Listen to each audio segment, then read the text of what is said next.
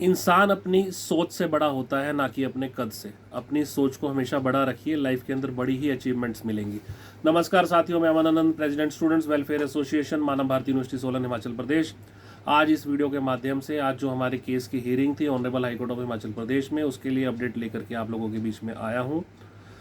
जैसा कि आप सभी को पता है कि हमारा जो केस CWPL नंबर 22/2022 कोर्ट में पेंडिंग था, उसमें कमेटी कॉन्स्टिट्यूट हुई थी। कमेटी ने 6 पैरामीटर्स के थ्रू वेरिफिकेशन को स्टार्ट किया था, और जो बच्चों को प्रॉब्लम आई वेरिफिकेशन में या जो किसी ना किसी पैरामीटर को फॉलो नहीं करते थे, अपने अपने इश्यूज़ को लेके सब लोगों ने अपने केसेस को कोर्ट में जो था फाइल किया हुआ था, और वो केस सारे टैग होके CWPL नंबर 22/2022 के नाम से ही जाने जाते थे, जिसके अंदर आज हियरिंग हुई। चलिए, आज की हियरिंग में क्या हुआ। मल्टीपल वीडियोस में मैं आप लोगों को बोल चुका हूँ, मल्टीपल टाइम्स रिक्वेस्ट कर चुका हूँ, आप लोग बिल्कुल नहीं सुनते हैं। आज भी वही हुआ। जितने भी पटिशनर्स थे जिनके केसेस फाइल हो रखे थे, हमारी honourable high court of Himachal Pradesh ने 28 तारीख के ऑर्डर में जिन पटिशनर्स को एक्सेस दिया था, उन्हीं की स्टेटस रिपोर्ट के ऊपर आज चर्चा हुई। कोर्ट ने बोला पॉइंट नंबर 1 पे कि अगर बच्चा सारे पैरामीटर्स को फुलफिल करता है तो उसका क्या इशू है डिग्री देने के लिए।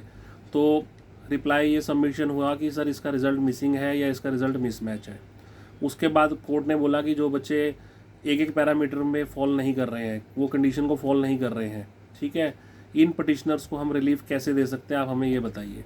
ठीक है, तो उसके लिए उन्होंने जो थे हमारे रिस्पेक्टेड कमेटी के चेयरमैन जो कि SP सोलन हैं, उनको कल यानी कि 20 दिसंबर 2024 के लिए इस केस को रख के उनको बुलाया है कि आप लोग अपनी स्टेटस रिपोर्ट फाइल करो या हमें ये अप्राइज करवाओ, और अपनी चार्जशीट वगैरह जो भी चालान आपने सबमिट किए वो सारे के सारे लेकर के आओ कि इन स्टूडेंट्स जो कि पटिशनर्स हैं 34 समथिंग जो स्टेटस रिपोर्ट्स फाइल हुई हैं, इन स्टूडेंट्स का जो है, जिन बच्चों ने उस दिन विजिट किया 28 तारीख को, अगर उनका आपने अपनी चार्जशीट या चालान में कोई रोल तो नहीं बनाया हुआ।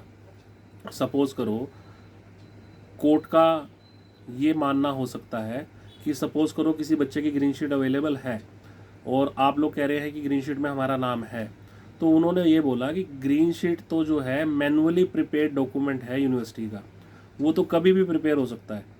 तो अगर डिस्क्लोजर लिस्ट में नाम नहीं है तो कहीं ऐसा तो नहीं है कि वो अनजेन्युइन स्टूडेंट है, कि वो गया और उसने डिग्री ली और डिग्री लेने के बाद उसकी ग्रीन शीट बना दी गई हो, या वो लेटरल एंट्री स्टूडेंट तो नहीं है कि during the mid of the course वो गया और उसकी ग्रीन शीट बना दी गई हो। ऐसे कई सवाल थे जिसको क्लैरिफिकेशन करने के लिए 20 दिसंबर 2024 यानी कि कल जो है SP सोलन सर को बुलाया गया कि इस टाइप के आपने अपनी चार्जशीट या चालान में इनका कोई स्टूडेंट्स का रोल तो नहीं दिखाया, कि अगर ग्रीन शीट में नाम है डिस्क्लोजर में नहीं है तो इनका कोई रोल तो नहीं है केस के अंदर, या ये कोई आपके एविडेंस तो नहीं है केस को प्रूव करने के लिए।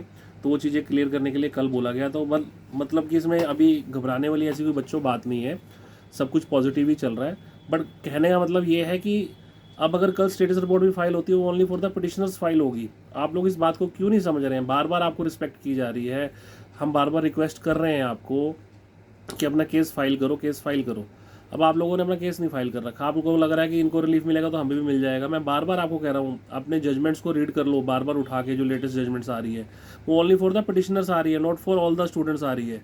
ठीक है, तो बार बार मैं आप लोगों को ये निवेदन कर रहा हूँ कि जिन्होंने अपने केसेस को फाइल नहीं किया है वो अपने केसेस को फाइल कर लीजिए।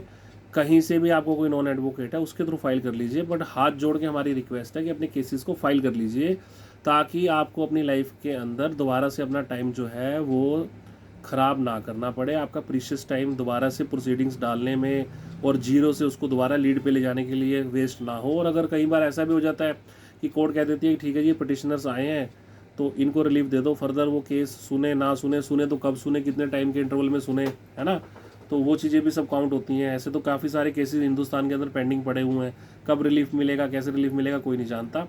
तो अभी तक सब कुछ पॉजिटिव डायरेक्शन में ही है पटिशनर्स के लिए। बाकी कल का जो भी अपडेट रहेगा वीडियो के माध्यम से आप लोगों को दे दिया जाएगा। और अभी भी जिन लोगों ने अपनी पिटीशंस को फाइल नहीं किया है वो हमें 929 कॉल करके अपनी पिटीशंस को फाइल करवा सकते हैं। जिन्होंने वेरिफिकेशन नहीं करवाई है अपने डॉक्यूमेंट्स की वेरिफिकेशन भी करवा सकते हैं।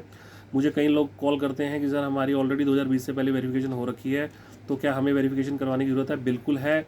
स्टेट हर बार ये स्टैंड लेती है कि जब इन्होंने इतनी हज़ारों की संख्या में डिग्रीज फेक बांट दी हैं तो वेरिफिकेशन का लेटर भी फेक दे दिया होगा, इसमें कोई बड़ी संभावना नहीं है। तो वेरिफिकेशन करवाना मैंडेटरी है और पिटीशन डालना भी मैंडेटरी है। पार्ट ऑफ द केस होना आपका बहुत ज़रूरी है। बार बार आप लोगों को समझा रहा हूँ, अगर ऐसी कोई जजमेंट पास हो जाती है कि only petitioners get the relief, तो आप लोगों का क्या होगा आप लोग खुद समझिए।